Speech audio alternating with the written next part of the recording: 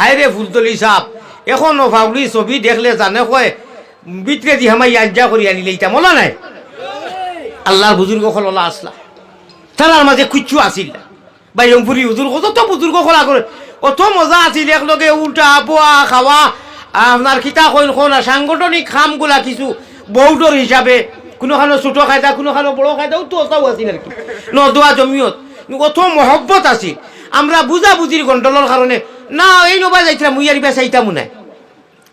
ইতালা ও সর্বস্তরের সকল দলের সকল বস্তকর যা হাজির হয়েছি আল্লাহর পিয়ারা বন্দা আল্লাহ কিয়ামতের দিন কইবা আমার মুমিন বন্দা যারা আনা দেখিয়া ইকিয়াম করছনি ইয়া নবী সাল্লাল্লাহু আলাইহি ওয়াসাল্লাম কইছনি কথা করছনি ইটা নাই কইবা আমার মুমিন বন্দা